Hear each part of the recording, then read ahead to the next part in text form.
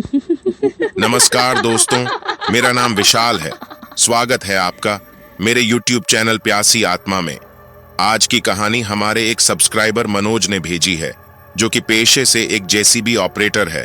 तो चलिए अब यह कहानी मनोज के जुबानी ही सुनते हैं। लेकिन कहानी को शुरू करने से पहले बस मेरी आपसे इतनी गुजारिश है कि आप अगर इस कहानी को पूरा सुनेंगे तो आपको सच में डर का एहसास होने वाला है। साथ ही अगर आप पहली बार हमारे इस चैनल पर आए हैं तो चैनल को अभी सब्सक्राइब कर लीजिए। ऐसा करने से हमारी और आपकी नजदीकियां बढ़ जाएगी और आगे आने वाली वीडियो आप तक आसानी से पहुंच जाएगी। तो ज्यादा समय ना लेते हुए अपनी कहानी को शुरू करते हैं। नमस्कार दोस्तों, मेरा नाम मनोज है। मैं पिछले 20 साल से जेसीबी चलाता हूं। ज्यादातर काम गांवों या पहाड़ी इलाकों में मिलता है, लेकिन उस रात जो हुआ उसे याद करते ही आज भी पसीना छूट जाता है। यह घटना एक ठेके पर हुई थी। हमें एक पुरानी पहाड़ी पर सड़क चौड़ी करनी थी। गांव वाले उस इलाके को भूतिया ढलान कहते थे, लेकिन ठेकेदार ने हंस के उड़ा दिया था। काम दिन में होता था, पर उस दिन मुझे कहा गया कि रात में भी थोड़ा खुदाई आगे बढ़ानी होगी। मेरे अलावा कोई और नहीं था। एक रात का डबल पैसा था तो मैं मान गया। रात 11 बजे मैं अपनी जेसीबी लेकर उस पहाड़ी पर पहुंचा। चारों तरफ घना सन्नाटा, दूर दूर तक कोई आदमी नहीं, बस पेड़ों की सरसराहट और पहाड़ी की ठंडी हवा। मैंने मशीन स्टार्ट की और खुदाई शुरू कर दी। सब कुछ नॉर्मल था, लेकिन करीब आधा घंटा बीतने के बाद कुछ अजीब हुआ। जेसीबी की बाल्टी जैसे ही जमीन में गड़ाई, नीचे से कोई चीज टकराई। ऐसा लगा जैसे पत्थर नहीं, कोई लोहे का डिब्बा हो। मैंने खुदाई रोकी और नीचे उतर कर देखा। वहां मिट्टी से आधा दबा हुआ एक पुराना झंग लगा तांबे जैसा संदूक निकला। मैंने टॉर्च मारी और तभी पीछे किसी के चलने की आवाज आई। साफ साफ सूखी पत्तियों पर कोई नंगे पांव चल रहा हो। मैंने तुरंत मुड़कर देखा, कोई नहीं। कोई जानवर होगा, मैंने खुद को समझाया। जैसे ही मैंने संदूक को हटाने के लिए हाथ बढ़ाया, हवा में ठंडक बढ़ गई, इतना कि मेरी सांस जमने लगी। और फिर जेसीबी अपने आप बंद हो गई, बिना किसी वजह के। इंजन एकदम चुप, पूरा माहौल एकदम भयानक सन्नाटे में डूब गया। मेरे हाथ कांपने लगे थे। मैंने जल्दी से जेसीबी की चाबी निकाली और दोबारा स्टार्ट करने की कोशिश की, लेकिन कोई फायदा नहीं हुआ। और तभी टॉर्च की रोशनी एक पल के लिए झपकी और मुझे सामने उस संदूक के पास किसी के खड़े होने का धुंधला साया दिखा। ऊंचा, काला, बिना चेहरा, बस साया। मैंने डर के मारे टॉर्च वहीं फेंकी और जेसीबी के अंदर कूद गया। वो साया वहीं खड़ा रहा, टस से मस नहीं हुआ, लेकिन उसकी मौजूदगी से जैसे मेरे दिल की धड़कनें रुक रही थीं। उस रात मैं कैसे भी करके वहां से भागा, और अगली सुबह जब दोबारा टीम आई तो संदूक वहां नहीं था। पिछली रात की उस घटना के बाद मैं ठीक से सो भी नहीं पाया था। जेसीबी के अपने आप बंद हो जाना, वो संदूक और फिर वो साया, मेरे अंदर कुछ टूट चुका था, लेकिन काम छोड़ना मेरे बस में नहीं था। अगली शाम मैं फिर उसी जगह पहुंचा।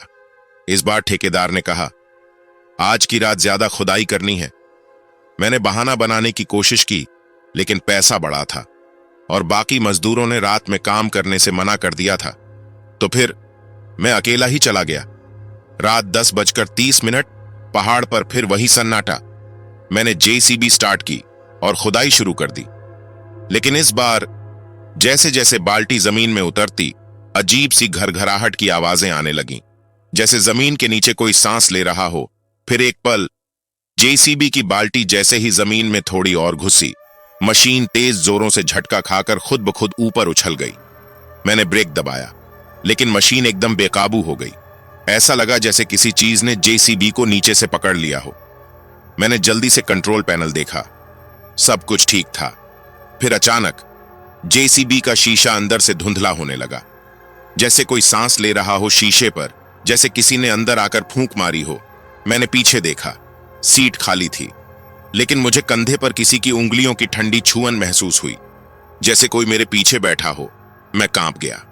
तुरंत जेसीबी बंद की और उतरने ही वाला था कि मिट्टी की ढलान से एक और संदूक का कोना दिखा। इस बार वो लोहे का था, काले रंग का, और उस पर लाल धागों से कुछ बांधा गया था, जैसे किसी ने जानबूझकर तांत्रिक विधि से बंद किया हो। और तभी उस संदूक के पास की जमीन हिलने लगी, जैसे कोई अंदर से बाहर निकलने की कोशिश कर रहा हो, और उस हिलती जमीन से धीमी पर दर्द भरी चीख सुनाई दी, बचाओ। ये आवाज इंसानी थी, लेकिन जिंदा इंसान की नहीं, जैसे कोई सदियों से दफन है और अब जाग गया हो। मैंने वहां से भागने की कोशिश की, लेकिन जैसे मेरे पैर जमीन ने पकड़ लिए हों, पीछे से एक साया फिर सामने आया। इस बार वो पहले से ज्यादा पास था। मैं उसकी आंखें नहीं देख पा रहा था, लेकिन मुझे उसकी नफरत और गुस्से की गर्मी अपने चेहरे पर महसूस हो रही थी। और फिर जेसीबी का हॉर्न अपने आप बज उठा, लगातार, जैसे कोई अंदर बैठा उसे दबा रहा हो। मैं चीखते हुए भागा, दौड़ता गया, और दूर तक बस एक आवाज पीछा करती रही, अब तुमने मुझे जगा दिया है। वो रात मेरी जिंदगी की सबसे लंबी रात थी। उस रात के बाद मैं कुछ दिन काम पर नहीं गया। दिन में भी आंखें भारी रहती, रात को नींद गायब।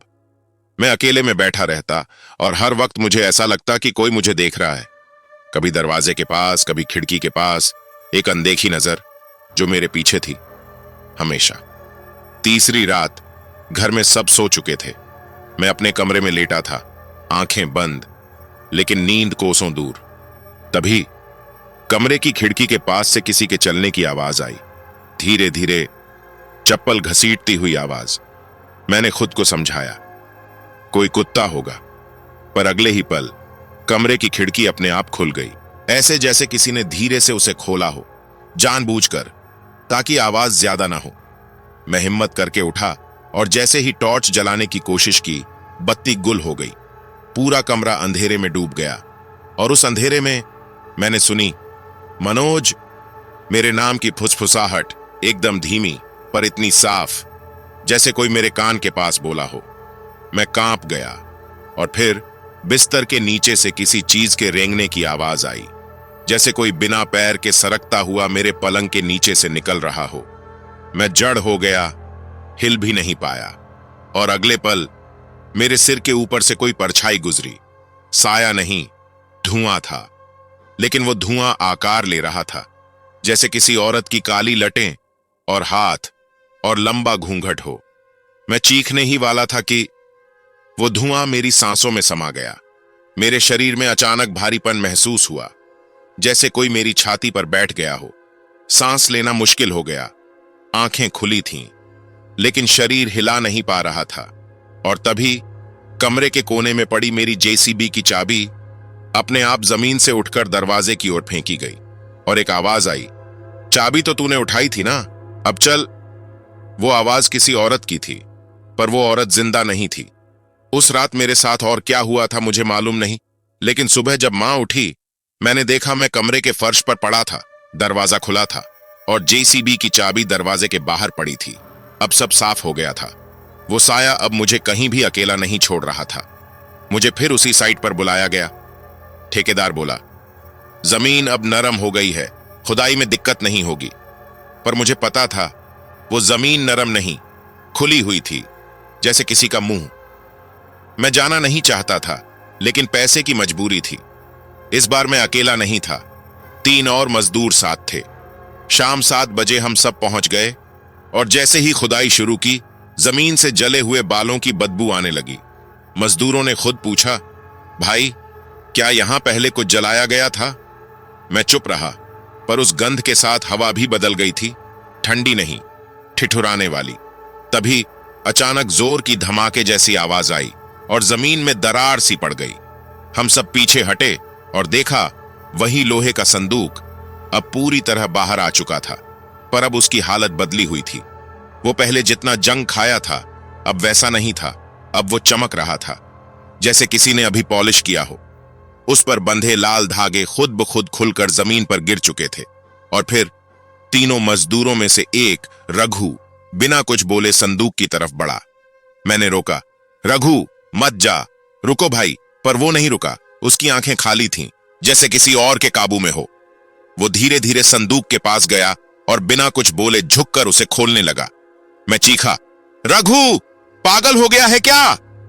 पर तभी संदूक खुलते ही जमीन कांप उठी, जैसे नीचे से कोई चीज जोर से झटका दे रही हो। और फिर काली राख का गुब्बार उठा, और सीधा रघु के चेहरे पर गया। रघु की चीख गूंजी, हटा इसे मुझसे, आग लग रही है। उसकी आंखें सुर्ख हो गईं, नाक से खून बहने लगा और फिर उसने अपनी ही कमीज नोच डाली। वो जोर जोर से चिल्लाने लगा, वो मेरे अंदर घुस गई है, निकालो इसे, ये मेरी रगों में दौड़ रही है। बाकी दो मजदूर भाग गए, मैं जड़ बना खड़ा रहा। फिर रघु ने संदूक की ओर उंगली उठाई और कहा, ये पेट की तरह है, ये हर दिन एक आदमी मांगता है, वरना ये भूखा हो जाता है। फिर उसकी आंखें पलट गईं और वो वहीं जमीन पर गिर पड़ा, बिल्कुल चुप। मैंने दौड़कर उसे हिलाया। उसकी सांसें चल रही थीं, लेकिन वो बेहोश नहीं, मुर्दा शांति में चला गया था। उस दिन रघु को जैसे तैसे अस्पताल पहुंचाया गया। वो किसी को पहचान नहीं रहा था। डॉक्टर बोले, इसे कोई मानसिक सदमा लगा है, पर यह कोई आम बात नहीं लगती। मैं घर लौट आया, पर मेरा दिमाग वहीं अटका था, उस संदूक पर, उस काली राख पर और उस औरत की हंसी पर। रात के 12 बजे मेरी आंखें खुल गईं। पूरा घर शांत था, लेकिन बहुत ज्यादा शांत, इतना कि मुझे अपनी सांसों की आवाज भी तेज लग रही थी।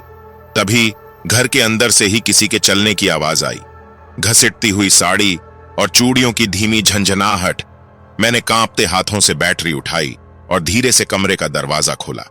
सामने कुछ नहीं था, पर फर्श पर गीले कदमों के निशान थे, जो मेरे कमरे से निकलकर हॉल की ओर जा रहे थे।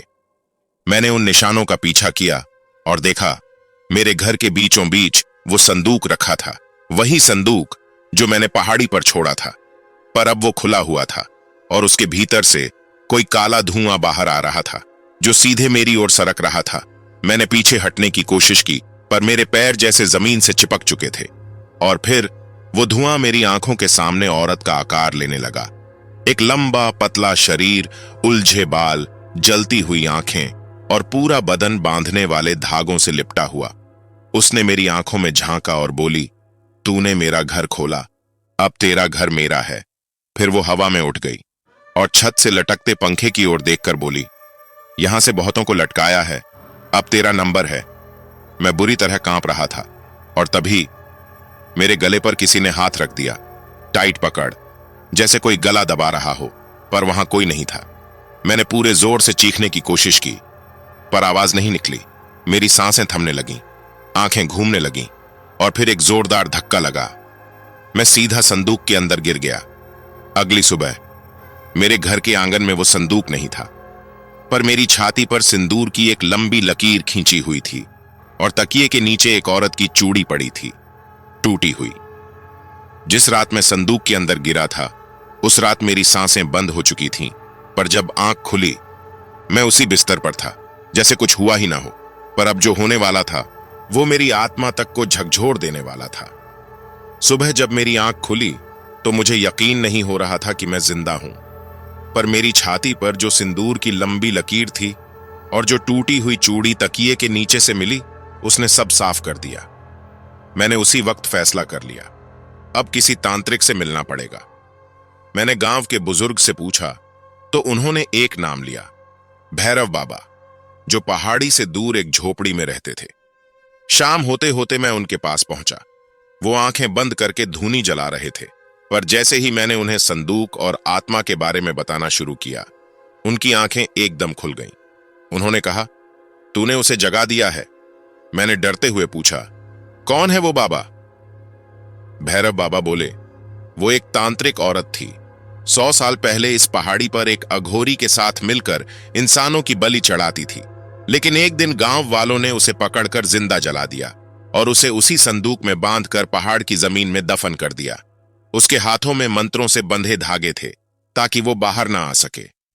पर तूने वो धागे तोड़वा दिए बेटा, अब तू उसका चयनित है। मैं कांप गया। मैंने पूछा, अब क्या होगा बाबा?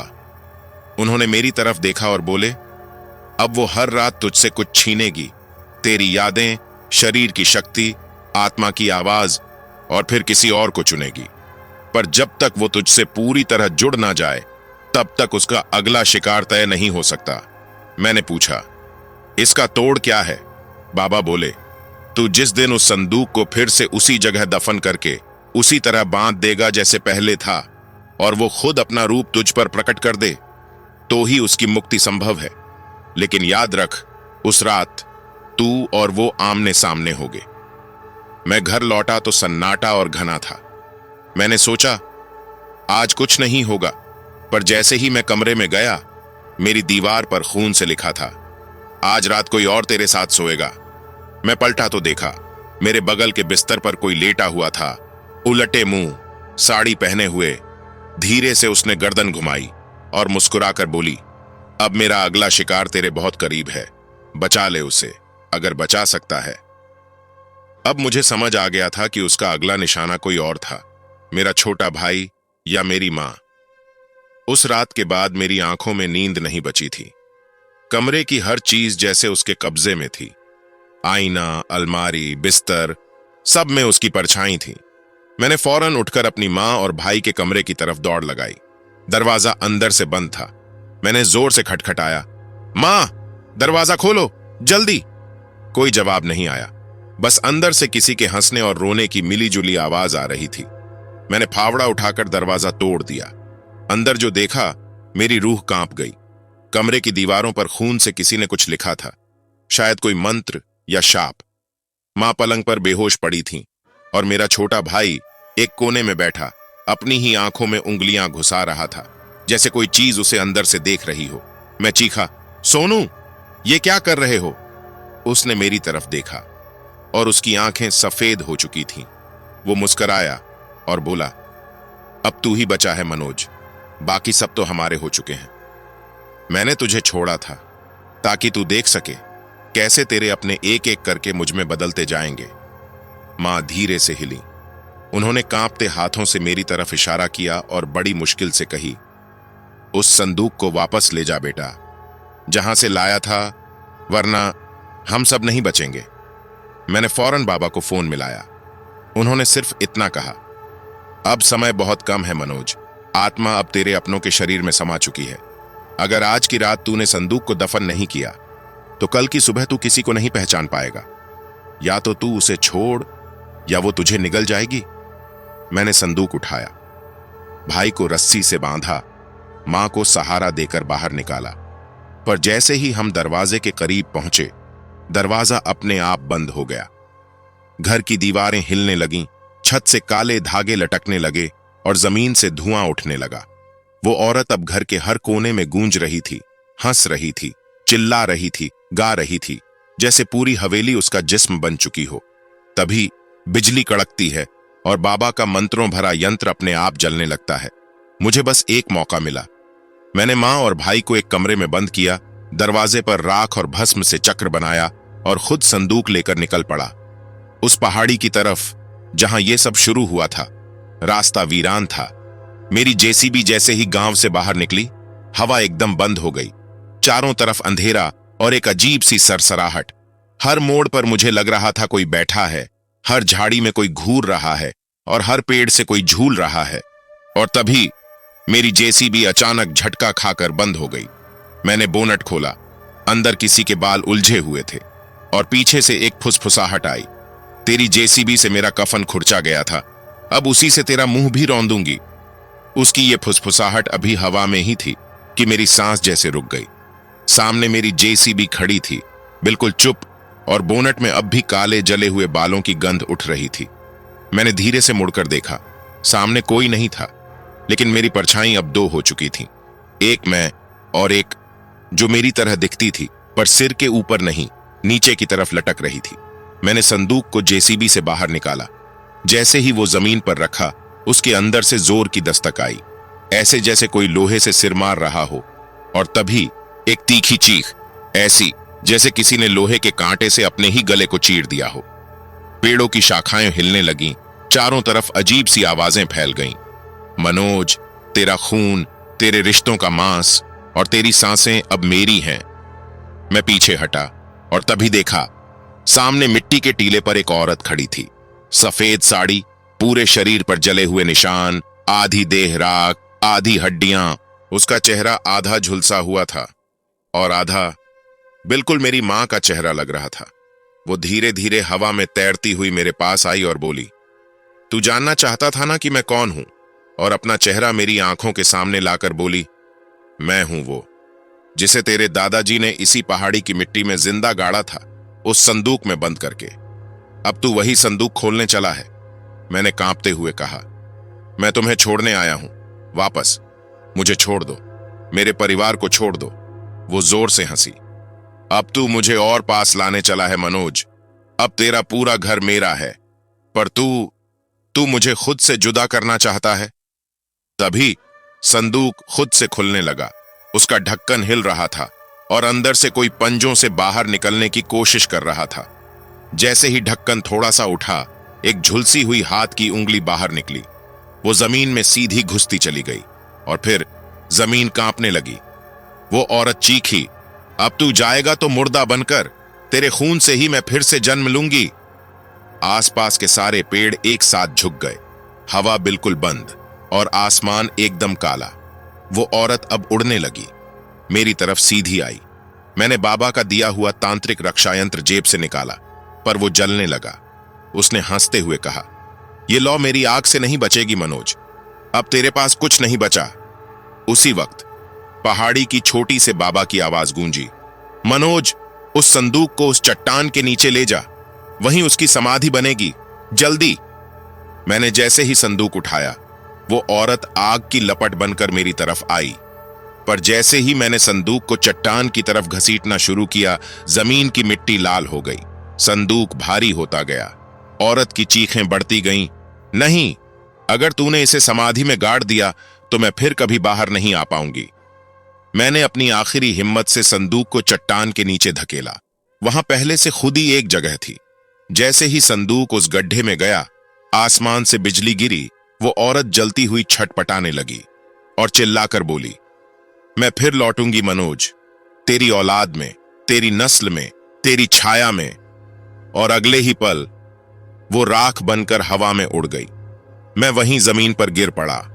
धड़कनें थमी हुई थीं, पर एक बात पक्की थी, उस आत्मा का अंत अभी नहीं हुआ था।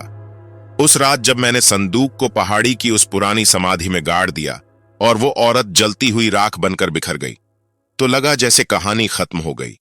लेकिन असली डर तो वहीं से शुरू हुआ, क्योंकि जब मैं घर पहुंचा तो मां की आंखें लाल थीं और छोटा भाई बिना कुछ बोले मुझे देखता रहा। उसकी आंखों में डर नहीं था, बल्कि एक अजीब सी शांति थी, जैसे किसी ने उसके अंदर कुछ भर दिया हो। मैंने मां से पूछा, सब ठीक है मां? मां बोली, हां बेटा, अब सब ठीक हो गया है, अब कोई डर नहीं बचा। उसके बोलने का तरीका अजीब था, हर शब्द जैसे किसी और की आवाज में गूंज रहा था। फिर उसने मेरी तरफ देखा और बोली, तेरा दर्द अब खत्म हुआ, अब बारी तेरे अंदर के डर की है। भाई अपने कमरे में था। मैंने दरवाजा खोला। वो खिड़की से बाहर पहाड़ी की ओर देख रहा था। मैंने उसके कंधे पर हाथ रखा तो वो धीरे से बोला, भैया, आज उस औरत का सपना आया था। वो कह रही थी, अब मैं उसी का बेटा हूं। मेरे पैरों तले जमीन खिसक गई, क्योंकि उस आत्मा ने जाते जाते जो कहा था, मैं तेरी नस्ल में लौटूंगी, वो शायद यूं ही नहीं था। अगली रात घर के बाहर कुत्ते भौंकने लगे। छत पर भारी भारी कदमों की आवाजें आईं। मां घर के मंदिर में बैठी थी, पर उसके होंठ हिल नहीं रहे थे। फिर भी आरती की आवाज आ रही थी, जैसे मंदिर खुद उससे जबरन पूजा करवा रहा हो। मैं डर के मारे बाबा को फोन किया। बाबा बोले, मनोज, उस आत्मा का शरीर तूने मिट्टी में दबा दिया, पर उसकी छाया अब तेरे घर में है। अब उसका मकसद तुझसे नहीं, तेरे परिवार से है। उसे नया शरीर चाहिए और वो शरीर वो तुझसे ही लेगी। बाबा ने कहा, अगर तुझे मां और भाई को बचाना है तो आखिरी रात उस पहाड़ी पर वापस जाना होगा, जहां उसकी आत्मा अधूरी रह गई थी। उसका साया अब तुझसे जुड़ा है। जब तक तू उसे खुद से अलग नहीं करेगा, वो तेरा पीछा नहीं छोड़ेगी। मैं रात को फिर जेसीबी लेकर उस पहाड़ी की तरफ चला, पर इस बार मां ने कहा, मैं भी चलूंगी बेटा। उसकी आवाज में अब डर नहीं था, बल्कि हुक्म था। रास्ते में मां बिल्कुल शांत बैठी रही, और जब हम पहाड़ी के पास पहुंचे तो उसने कहा, अब गाड़ी रोक, उसी जगह चल जहां तूने मुझे जलाया था। मैं चौंक गया और बोला, मुझे मतलब? वो मुस्कुराई और बोली, हां, अब मैं ही वो हूं। मां अब वो आत्मा बन चुकी थी। उसके चेहरे का रंग बदलने लगा, आंखें काली पड़ गईं, बाल हवा में उड़ने लगे, और वो बोली, तेरे हाथों से मेरा अंत नहीं हो सकता मनोज। तू अब मुझे अपनाएगा या फिर तेरे भाई का जीवन ले लूंगी। मैंने जेब से बाबा द्वारा दिया गया पवित्र नियम का तावीज निकाला और जैसे ही मां के पैर में डाला, वो जमीन पर गिर गई और जोर की चीखें मारने लगी। नहीं, ये शरीर अब मेरा है, मैं इसकी मां बन चुकी हूं, अब इसे मत छीन। मैं चीखा, मां, अगर तू है तो लौट आ, और अगर तू नहीं है तो मर जा। वो औरत चीखी, तू मुझे मिटा नहीं सकता मनोज, मैं तुझ में भी समा जाऊंगी। और तभी बाबा ने पहाड़ी की छोटी से मंत्र पढ़ना शुरू किया। सारा पहाड़ गूंजने लगा, मां का शरीर कांपने लगा और एक काली धुआंधार आकृति उसके अंदर से निकलकर हवा में तड़पने लगी और आवाज आने लगी, मैं लौटूंगी तेरे खून में, तेरे नाम में। और फिर एक जोर की बिजली कड़की, आसमान से आग गिरी और वो साया झलकर राख बन गया। मैं मां को गोद में लेकर रोने लगा। उसकी सांसें धीमी थीं, पर अब उसकी आंखें फिर से वही थीं, मेरी मां की। जब बाबा के मंत्रों से वो साया मां के शरीर से बाहर निकली और आग की लपटों में जलकर राख हो गई, तो मैंने सोचा अब सब खत्म हो गया। मां की धड़कनें लौट आईं, भाई को फिर से होश आने लगा। पर भाई, कुछ चीजें ऐसी होती हैं जो सिर्फ जलने से खत्म नहीं होती, वो कहीं और बस जाती हैं। और शायद अब वो मुझ में बस चुकी थी। अगले दिन सब कुछ सामान्य लग रहा था। मां मंदिर में पूजा कर रही थी, भाई स्कूल की किताबें समेट रहा था और मैं जेसीबी को धो रहा था। पर तभी जेसीबी के शीशे पर एक शब्द खुद ब खुद उभरा, लौटूंगी। मैं पीछे पलटा, कोई नहीं था। रात को सोते वक्त मुझे फिर वही पायल की आवाजें सुनाई दी, जैसे कोई मेरे कमरे के आसपास चल रहा हो। मैंने दरवाजा खोला तो देखा वहीं पुरानी औरत की परछाई, जो अब किसी दीवार पर नहीं, मेरे साए में खड़ी थी। मैं चीख पड़ा, तू जल चुकी है, तू खत्म हो चुकी है। वो बोली, मैं जिस्म से अलग जरूर हुई, पर अब मैं साया बन चुकी हूं। अब तू जहां जाएगा मैं तेरे साथ चलूंगी, अब तू ही मेरा घर है। मैं पागलों की तरह बाबा के पास भागा। बाबा ने कहा, मनोज, उसका शरीर तूने मिटा दिया, पर जो डर तुझ में समा गया है वो तेरा हिस्सा बन चुका है। अब वो आत्मा नहीं, तेरे जहन का हिस्सा बन गई है। जब जब तू अकेला होगा, जब जब तू अंधेरे से गुजरेगा, जब जब तू अपने साए को देखेगा, वो वहीं होगी। उस दिन के बाद मैं कभी अकेला नहीं रहा। हर रात जब अंधेरा गहराता है, मैं देखता हूं मेरे साए के पीछे एक और साया चलता है। जब मैं जेसीबी लेकर निकलता हूं, कभी कभी उसका हंसता चेहरा मुझे बिल्कुल शीशे के पास दिखता है। एक बार मैंने हिम्मत की और जेसीबी उसी पहाड़ी पर ले गया जहां ये सब शुरू हुआ था। मैंने जोर से चिल्लाया, अगर तू है तो सामने आ। हवा चलने लगी, चारों ओर झाड़ियों में सरसराहट हुई और फिर उस पहाड़ी की दरार से एक आवाज आई, मैं कहीं नहीं गई मनोज, अब तो तू ही मेरा रास्ता है। आज भी जब मैं रात को खेतों से या पहाड़ी सड़कों से जेसीबी लेकर लौटता हूं, तो मेरी आंखें शीशे पर टिकी रहती हैं, क्योंकि मुझे पता है वो अब भी मेरे साथ है। वो कभी हंसती है, कभी रोती है, कभी कभी तो मेरे हाथ भी खुद ब खुद जेसीबी के लीवर से हटने लगते हैं, जैसे कोई और उसे चला रहा हो। और भाई, अब तुम सुन रहे हो ये कहानी, तो सावधान रहना, क्योंकि जिसने मेरी सच्चाई सुनी है वो कभी ना कभी उस आत्मा के खौफ से गुजरता जरूर है, क्योंकि डर कभी मरता नहीं, वो बस शरीर बदलता है।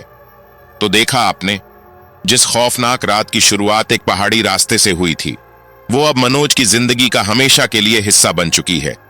क्योंकि आत्माएं मरती नहीं, वो बस साया बनकर हमारे पीछे चलने लगती हैं। और अगर आपने इस कहानी को आखिर तक सुना है तो संभल जाइए, क्योंकि वो साया अब आपको भी महसूस करने लगा है। अगली बार जब आप अकेले होंगे और कोई आपके पीछे सांस लेता महसूस हो, तो पलट कर मत देखना, वो शायद वही हो। अगर ऐसी ही सच्ची डरावनी कहानियां आपको रोमांचित करती हैं, तो अभी सब्सक्राइब करें हमारा चैनल प्यासी आत्मा, जहां डर सिर्फ कहानी नहीं, हकीकत बनकर लौटता है। मिलते हैं अगली दहला देने वाली कहानी में, तब तक अकेले मत सोइएगा।